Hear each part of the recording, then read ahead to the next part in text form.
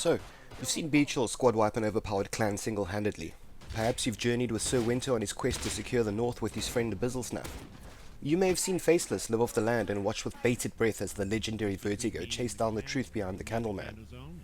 Maybe you've learnt week in and week out with Swaggy the Fox, or studied the weekly updates with the unicorn voice himself, Shadowfrax. Greetings, survivors and friends, I'm Shadowfrax. God, that voice. Watching these content creators daily may have sparked the idea, why don't I become a Rust YouTuber? Well, hold your horses, friends.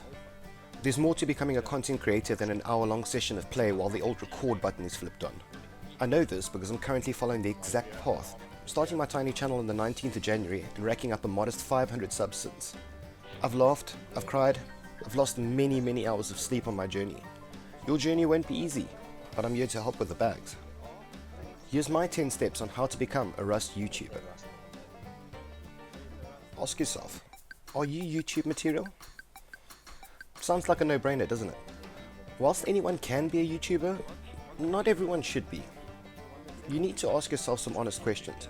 Would you enjoy watching yourself on a weekly basis? Is your voice clear?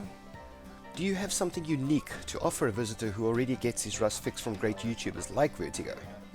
If you answered yes to the above, you're well on your way to step 2. What's your thing? Everyone has a thing, or a few things. What's yours? Snaff, he has educated humor and godlike art skills. Beechels has an aim so good that people have not stopped calling him a hacker since Legacy. Sir Winter, he adventures, he builds, he entertains, he PvPs. He's an all-rounder. What do you have? I myself can't hit a 5x5 with a rocket from 3 feet, which makes me garbage at PvP. However, I make up for it with strange builds, the occasional joke, and lots of art. There's nothing worse than watching someone's videos who force their content. Everything feels out of place and it usually reflects in the quality of the video. Find your thing and own it. So you've decided you're ready to be a YouTuber. You've got a half-decent voice, great ideas about videos, and you know exactly what your thing is. Now what?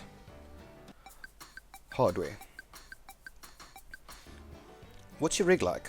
Is your gaming PC powerful enough to record good graphics at a decent resolution and frame rate? Don't be disheartened if you answered no to any of the previous questions. You need not have a Pixar rendering server running your Rust. However, a fair bit of power is necessary. Key components are lots of RAM, a powerful CPU, and of course a good graphics card. The better your CPU and graphics, the better your recording comes out.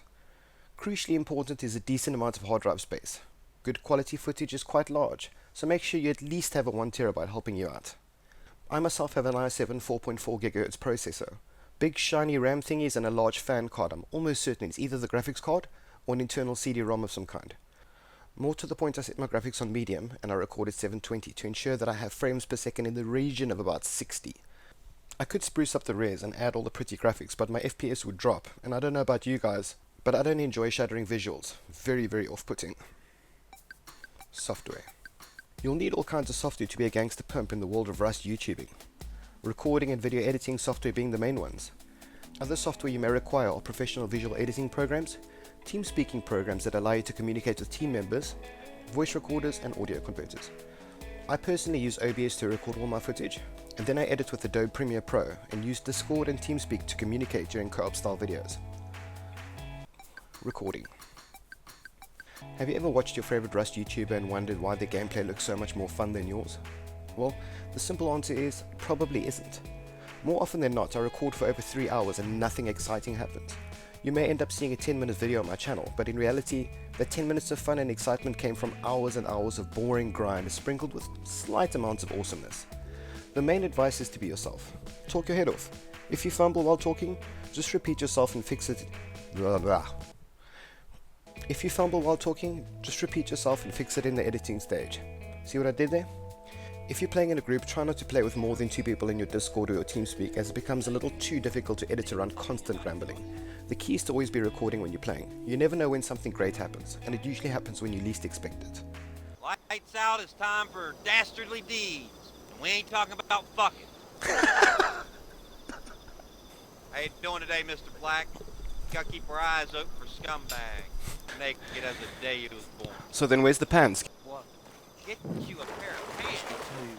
Hey guys, we off in the here. What? Editing. Hands down the most important step in this entire list. Good editing is the difference between a great video and a horrible video. If you have no idea how to edit, climb onto YouTube and watch some tutorials. That's what taught me how to edit. It often takes me around 5 hours to edit a 10-minute video. I can imagine others may use less, some may even use more. I like to throw in little bits of extra editing. I'd farm or build to the beats of music. I'd use tiny little animations or place clever little pauses in the music to match noticeable pauses in-game. Oh, more. Are you kidding me? Color grading changes the feel of a video while appropriate music conveys emotion. If something sad is happening, use a sad song, not dubstep. I was unfortunately burgled. My family home was burgled. I was out at work one day and my alarm went off and triggered, and basically what happened is some dude tried to break in the front door. If you're gunning down someone, maybe try some rock and roll music. A good rule of thumb though is just don't use dubstep. Adventuring the map goes well with enchanting music. Let's have a look at an example.